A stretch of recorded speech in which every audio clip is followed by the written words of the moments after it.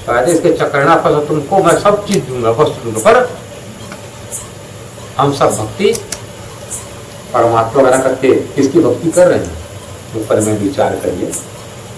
और शास्त्र में कहा गया गणपत्येषु शैवेषु शाक्तेषु सुव्रत वस्रवेद सुमंत्र वर्गीय श्री कृष्ण मंत्र फलाधिकार।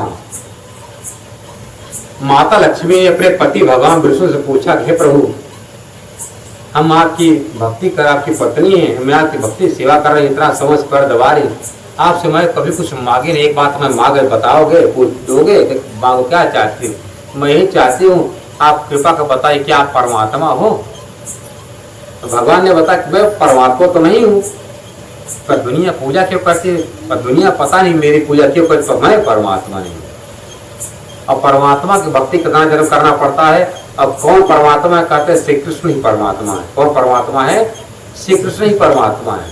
कौन कृष्ण? जिसको कहा गया पहले कथा में, कौन? सच्चिदानंद मूर्ति परमात्मा, जो द्वापर जो कृष्ण जी है नहीं, जो कृष्ण श्री कृष्ण सेवा अक्षरातीत पुरुषोत्तम संजिता रसों त्यासु श्रुतवी पर गीते, जो अक्षरातीत कृष्ण जो द्वापर में भी नहीं थे आए, जो कभी नहीं आते, पर परम धाम में स्वतंत्र बैठा रहते हैं, उनकी सत्ता मात्र आती है, वही बैठकर काम कराते हैं।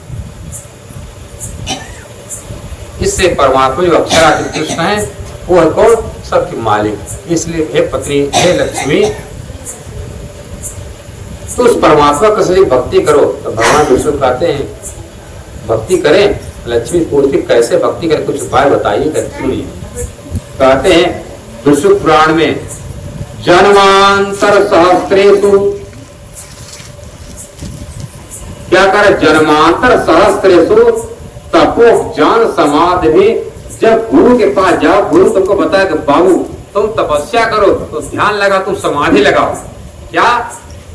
जन्मांतर सहस्त्र, जब जन्म जन्मांतर जब पुण्य इकट्ठा होता है तब कहीं परमात्मा कृष्ण की भक्ति में जान लीजिए। जो कर रहा है, जो करने वाला है, जो पाया है, क्या समझ रहे? हम कितना जन्म का भक्ति मिला, कई जन्मों का पुण्य उदुगा। सुन लिया भगवान विष्णु क्या कह रहे हैं, जन्मांतर सहस्त्र, कितना जन्म, 1000 जन्म के पुण्य उदय हुआ। और 1000 जन्म हमने तपस्या किया, साधना किया, भजन भक्ति किया, तब क्या मिला? हमारा पुण्य उदय हुआ। जब पुण्य उदय होता क्या होता है? नारायणाम क्षीण पापानाम श्री कृष्ण भक्ति प्रजायते।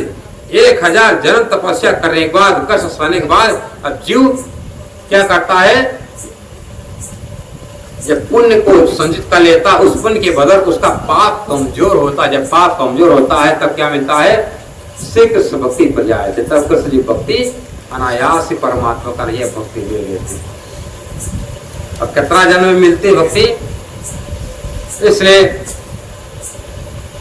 अन्य अवताराम पंचजन्म, हे देवी लक्ष्मी, मेरा जो अवतार 5 जन्म भक्ति करेगा, जैसा हंस अवतार, कुर्म अवतार, 12 अवतार, ये सब हैं, इनकी भक्ति 5 जन्म करोगे तब किसकी भक्ति मिलती है? ये 5 जन्म जब मत्स्य अवतार भक्ति करोगी तब किसकी भक्ति मिलेगी?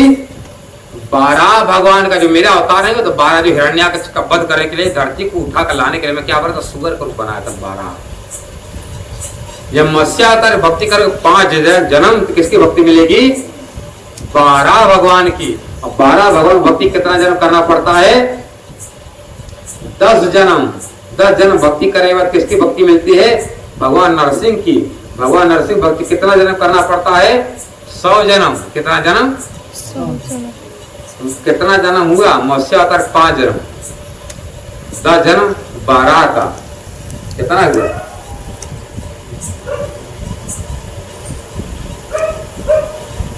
5 जन्म मत्स्य अवतार का, 10 जन्म 12 का कितना हुआ? 15 जन्म। और 100 जन्म नरसिंह का कितना हुआ? 115। 115। ये 115 जन्म भक्ति करने के बाद किसकी भक्ति मिलती है? तब सीता के पति भगवान राम की भक्ति मिलती है। राम का मंत्र क्या कहा जाता है? ओम राम राम मतलब राम रामाय नमः, सीताराम सीतारामाभ्याम नमः, सीताराम चरण कमलोभ्यो नमः। ये राम तारक मंत्र है, राम रामाय नमः। इस मंत्र का जाप जब कितना जन्म करोगे? तस् सीता पतिरस्तु सहस्त्रांतेषु जन्मसु, सीता के पति राम के भक्ति 1000 जन्म। कौन कर रहा? भगवान विष्णु कर रहे हैं हरितंत्र में। कितना जन्म जो मेरा अवतार राम का हुआ तो उस अवतार की भक्ति कितना जन्म करना पड़ेगा। जो हे लक्ष्मी तुम्हें सीता बनी थी, तुम्हारा पति में राम बना था, उस अवतार की भक्ति कितना जन्म करना पड़ेगा। 1000 जन्म। कितना जन्म? 1000। इसे तस्य सीता पतिरस्तु सहस्त्रांत जन्मसु। 1000 जन्म सीताराम की भक्ति करने के बाद किसकी भक्ति मिलती है? तब कहीं नारायण भक्ति मिलती है। कृष्ण कन्हैया लाल की जय। 1000 जन्म राम का, 100 जन्म नरसिंह का, 10 जन्म 12 का, 5 जन्म मत्स्य होता। कितना हुआ? 1115 जन्म। अब इनके भक्ति इतना 1115 जन्म की करने के बाद किसकी भक्ति मिलती है? तत्रा विभवतेव नारायण पारायण। तब नारायण भक्ति मिलती है 1115 जन्म के बाद। उनका क्या मंत्र है? ओम नमो भगवते वासुदेवाय, ओम नमो नारायणाय नमः, विष्णुवे नमः। इस मंत्र का जब जाप करो कितना जन्म? कितना जन्म? निश्चल मंजना कोट जन्मसु। कितना जन्म? 1 करोड़ जन्म। कितना जन्म? 1 करोड़। अभी ये जन्म कर रहे हो, अभी 99,999 जन्म जब और कर लोगे तब नारायण भक्ति पूर्ण हो जाएगी।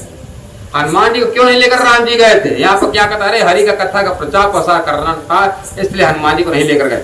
ऐसी बात नहीं है, राम जी इसलिए नहीं लेकर गए क्योंकि हनुमान जी की कितना जन्म उधार था, अभी 999 जन्म पूरा करना है भक्ति। इसलिए राम की भक्ति 1 जन्म किए थे। कितना जन्म? 1 जन्म। इसलिए क्या कहते हैं? अंत काल रघुबरपुर जाई, जहाँ जन्म हरि भगत कहाई। जब राम जी जाने लगे प्रभु हमको भी लेकर चलो, क्या करोगे? अरे हम यही चाहता हूँ, इतना सुख इतना सिवा क्यों, अखंड परमात्मा का दर्शन करा देते, उसका ज्ञान दे देते। राम क्या कहते? हनुमान भक्त, मैं खुद अखंड नहीं हूँ, हम स्वरूप समाधि ले लिया हूँ, हम भी समाधि में डुबकी लगे हुए मर गया हूँ, और मैं अखंड हूँ, मतलब मैं खंडित हूँ। जो मैं अखंड नहीं हूँ तो मैं अखंड तुमको मैं मुक्ति कैसे दे सकूंगा? अखंड तो परमात्मा है। प्रभु हमने तो जीवन भर यही सेवा किया, सोचा था आप मेरे मालिक को आप अखंड बात बता सको, दे दोगे कि नहीं दोगे? दे नहीं सकूंगा, पर वो अखंड का रास्ता मैं तुमको जरूर बता सकता हूँ। कैसे मिलेगा? संसार में रहोगे तब। कैसे? जब 2800 जब कलयुग में जब साक्षात ब्रह्मणी परमहंस आएंगे, परमात्मा प्राणनाथ जी आए कल के अवतार के रूप में, उनके साथ में परमहंस लोग आएंगे। उन परमहंसों का दर्शन करते ही, उन प्राणनाथ जी दर्शन करते हुए राम तुम्हारी मुक्ति हो जाएगी। क्या हो जाएगा? इसलिए भगवान श्री राम के पूर्वज हैं प्राणनाथ जी। भगवान राम के 9वें पूर्वज का नाम था, राजा का नाम था राजा मारू। राजा मारू के घर में कौन आए? राम आए। और भागवत प्रमाण है, कहा गया है देवापी शांतनु भ्राता मरुच्छ्वाक वंश इक्ष्वाकु राजा मरु थे। 9वां पूर्वज वही राजा मारू का शरीर के अंदर इंद्रावती नाम की जब आत्मा बढ़ती है तो उनका क्या नाम पड़ा? प्राणनाथ। क्या नाम पड़ा? वही प्राणनाथ। क्या कहते हैं? देवापी शांतनु भ्राता। देवचंद का शरीर किसका था? देवापी का। देवापी कौन थे? विश्व पितामह का बड़े पिताजी, और राजा मतलब शांतनु के बड़े भाई थे। देवापी शांतनु भ्राता मरुच्छ्वाक वंशजा। ये चंद्रवंशी थे, सूर्यवंशी थे। इस राजा मरु कौन वंश के थे? सूर्यवंशी थे, और देवापी चंद्रवंशी थे। क्या करे? दोनों तपस्या करे, देवापी और राजा मरु। जब भगवान नारायण ने वरदान मांगा, क्या चाहते हो? मैं यही चाहता हूँ कलयुग में, मतलब परमात्मा जब आएंगे संसार में तो मेरे शरीर भर का लीला करें। क्या चाहते हैं? अरे संसार जब परमात्मा आएंगे किसी कोई ना कोई तो तन धारण करेंगे ही।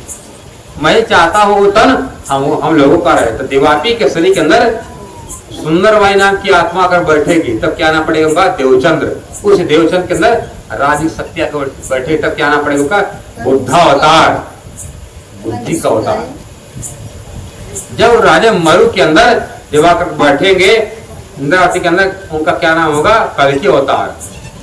इसलिए हे राम तुम्हारी भक्ति, तुम्हारी मुक्ति कब हो सकेगी? परमात्मा प्राणनाथ जी की कृपा होगी।